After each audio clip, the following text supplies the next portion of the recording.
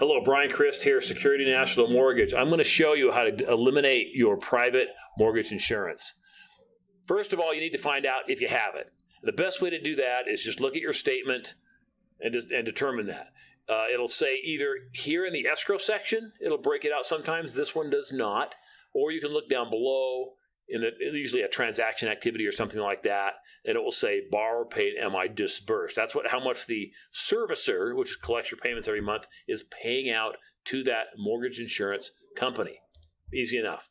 Two methods that by federal law, lenders, servicers are required to abide by this. The first method is the automatic cancellation method.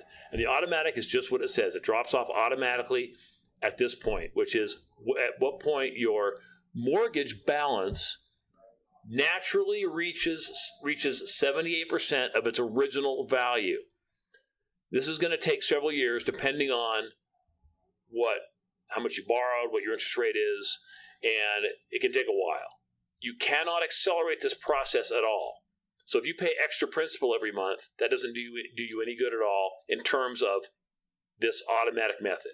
Here's an amortization schedule. This loan started out at $360,000, and you can see the payments, $1,718 every month, right?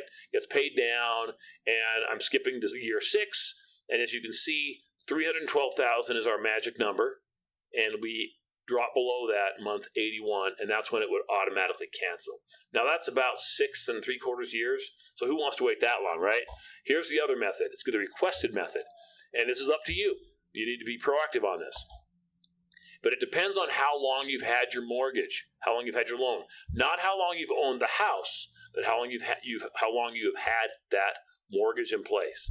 So if you've owned the home had the mortgage up to 2 years, but less than 2 years, you can have it removed when you reach 75% of its current value, not original value, but its current value. But because it's under 2 years, we have to show substantial improvements to the property. Substantial improvements are things pretty major that would increase your square footage, like finishing a basement, a pretty major remodel, not just carpet and paint, but significant, something that a real estate appraiser would point to, or a real estate agent would point to it and say, hey, what you just did increased the value of your home by, X thousand dollars, whatever it is. That's up to 2 years. If you've had the mortgage for 2 to 5 years, we just need to show that you're at 75% of its current value. Now, if you've had a loan for 3 or 4 years in the Utah market, for example, there's a pretty good chance you're at that point.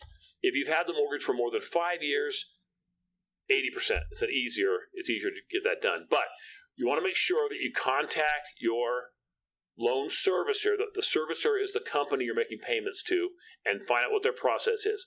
Don't go out and order an appraisal because they're probably not going to use that appraisal. They'll take you through, there's a process you go through, you fill out a form, you request it, they decide if they want an appraisal or what they want, and off you go. That's it. If you have any specific questions, please feel free to call and we'll walk you through it.